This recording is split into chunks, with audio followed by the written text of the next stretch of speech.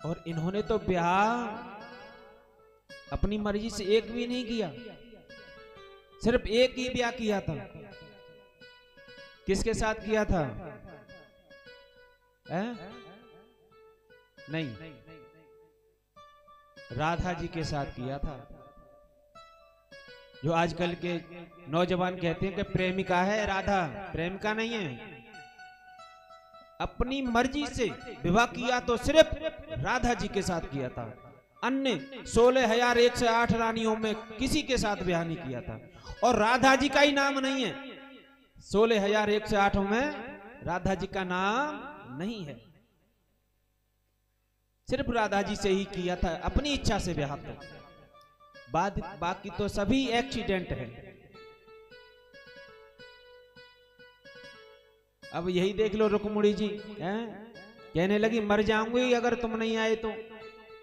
भगवान को जाना पड़ा ना, इसलिए ये 16,108 रानियां ही एक्सीडेंट्स हैं। एक्सीडेंट जो जामवंत जी की पुत्री हैं, जामवंती उनका नाम है। और वो कैसे हुआ था? एक राजा थे, कहां?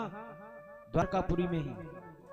आसीत सत्राजित सूर्यो भक्तस्य परम सखा, प्रीतस्मे मणिम प्रादा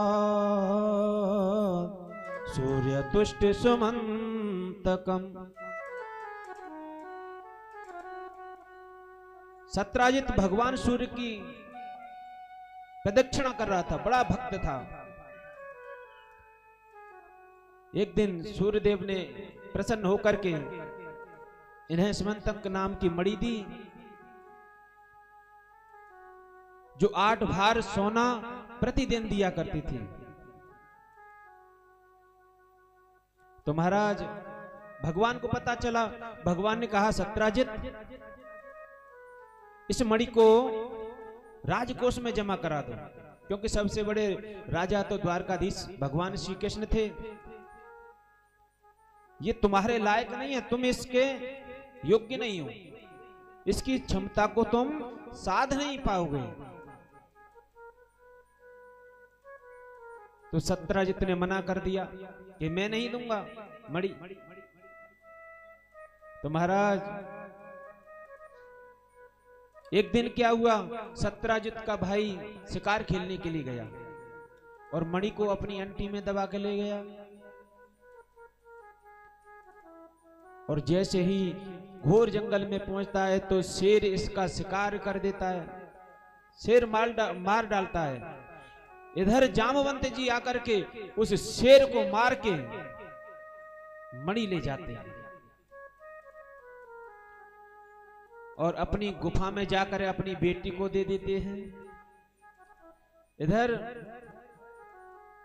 शोर मच गया द्वारकापुरी में कि भगवान ने मणि लेकर के और सत्राजित के भाई को मार दिया है। भगवान पर झूठा आरोप लगा दिया। भगवान से सहन नहीं हुआ तो वो खोजने के लिए जंगल में गए अकेले, और खोजते खोजते जामवंत महाराज के गुफा के पास पहुंच जाते हैं और वहां देखते हैं कि यहां तक तो शेर का निशान था, शेर की भी मृत्यु हो गई। अब यहां तक जामवंत जी के निशान मिलते हैं और गुफा में चले जाते हैं भगवान, तो वहां देखते हैं कि जामवंती जी उस मणि के साथ खेल रही हैं। भगवान ने देखा, जैसे ही जामवंती जी ने देखा तो वो चिल्लाने लगी, पिताजी पिताजी। जामवंती जी आ जाते हैं और इन दोनों में युद्ध होता है। काफी देर तक युद्ध होता है, काफी समय तक। भगवान ने कहा बस बहुत हुआ। भगवान ने 2-4 कर्री चोट दी, जिससे जामवंती चारों डंडा चित्त हो गए और छाती पे पैर रख दिया। अब तो जामवंती जी कहने लगे आप कोई साधारण इंसान नहीं है, कौन हो आप? भगवान कहने लगे मैं तो वासुदेव पुत्र कृष्ण हूं, और कौन? लेकिन मुझसे तो कुछ और कहा गया था। क्या?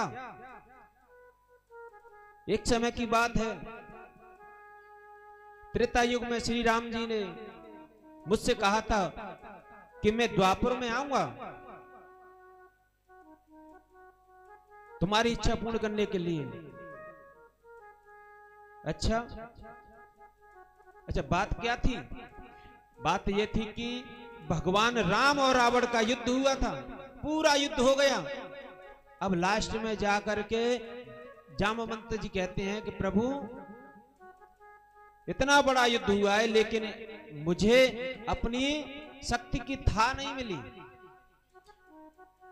मेरे बाजुओं की खुजली नहीं मिटी, इसलिए मैं चाहता हूं प्रभु कि आपसे दो दो हाथ हो जाए। भगवान राम जी कहने लगे काकाश्री,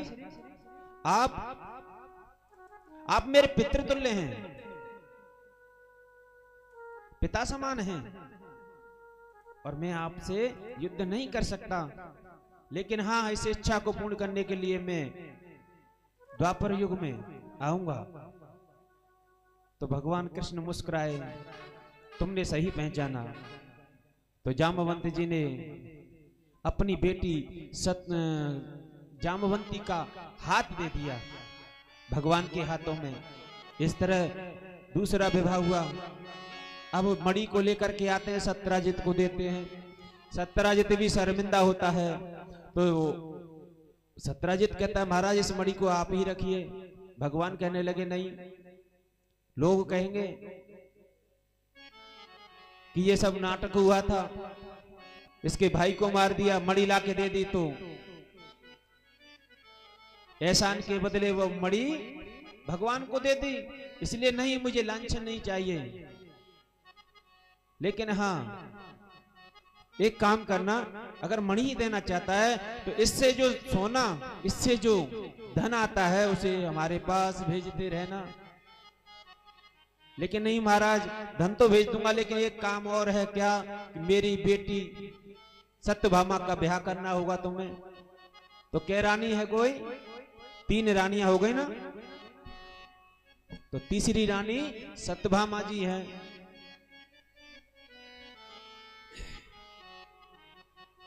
और इधर चौथा विवाह कालिंदी के साथ होता है, जो सूर्य की पुत्री हैं। 5वां विवाह वृंदा के साथ, 6वां विवाह भद्रा के साथ, और 7वां विवाह सत्या के साथ, 8वां विवाह लक्ष्मणा के साथ। यह 8 रानियां पट रानी हैं। अब महाराज 16,100